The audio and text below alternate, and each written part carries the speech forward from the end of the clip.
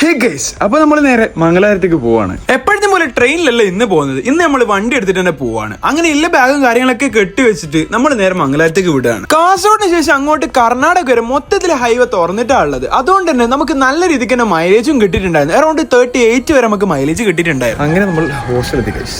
ഇനിയുള്ള ജീവിതം ഹോസ്റ്റലില്. ഞാൻ ഹോസ്റ്റലിൽ വർക്കത്തുണ്ടോന്ന് അറിയില്ല. വന്നപാടും അത്യാവശ്യം കുഴപ്പമില്ലാത്ത ഫുഡായിരുന്നു ഉണ്ടായത്. അത് കഴിഞ്ഞ് നമ്മൾ നേരെ പിലിക്കുളയിലേക്കാണ് പോയത്. മാംഗ്ലൂർ സിറ്റി എന്നൊക്കെ മാറിയിട്ട് ഒരു കാം ആൻഡ് ക്വയറ്റ് ആയിട്ടുള്ള ഒരു പ്ലേസ് തന്നെയാണ് പിലിക്കുള എന്ന് പറയുന്നത്. അവിടുന്ന് ഇറങ്ങുമ്പോഴേക്ക് തന്നെ വയറിന് നല്ല രീതിക്ക് തെപ്പൂട്ടാൻ തുടങ്ങിയിട്ടുണ്ട്. അതുകൊണ്ട് തന്നെ നമ്മുടെ മാംഗ്ലൂർ സ്റ്റുഡൻസിന്റെ ഏറ്റവും ഫേവറേറ്റ് ആയിട്ടുള്ള ഒരു ഫുഡ് സ്പോട്ടിലേക്കാണ് നമ്മൾ ഇന്ന് പോയത്. കുറച്ച് സാധനം കൂടി വാങ്ങിച്ച് ഹോസ്റ്റലിൽ എത്തുമ്പോഴേക്കും ഇന്ന് ക്ലീനിങ് ഡേ. മൊത്തത്തിൽ നമ്മൾ അങ്ങനെ വൃത്തിയാക്കാൻ പോവാണ്. ഹോസ്റ്റൽ ടെക്നോളജിയാ അച്ഛൻ്റെ ഒരു ബുദ്ധികൾ. നമ്മൾ ബോയ്സിനെ അവിടെ കുഴപ്പമാണോന്ന് അറിയില്ല. ഒറ്റ മൈൻഡ് എന്ന് പറഞ്ഞാണല്ലോ, ഒരു പണിക്ക് ഇറങ്ങുകയാണെങ്കിൽ എല്ലാരും കൂടി അങ്ങ് ഇറങ്ങിയിട്ട് മൊത്തത്തിൽ പണിയൊക്കെ തീർത്തിട്ട് കിടുപ്പനാക്കിയിട്ടായിരിക്കും ലാസ്റ്റ് നമ്മൾ നിർത്താൻ പോവുക. ബ്ലാക്ക് ബെൽറ്റ് ഫസ്റ്റ് കത്ത വൃത്തിയായി കഴിഞ്ഞാൽ സന്തോഷത്തിലാണോ ഹാങ് ഓവറിലാണോ എന്ന് അറിയാൻ പറ്റില്ല. എല്ലാരും കൂടി ഇങ്ങനെ ഓരോരോ ആക്രോമാറ്റിക്കിന്റെ സ്റ്റെപ്സും പോസ്റ്റേഴ്സിലൊക്കെ അങ്ങോട്ട് ഇടുന്നുണ്ട്. എന്താ സംഭവം ആർക്കും പിടി കിട്ടുന്നില്ല.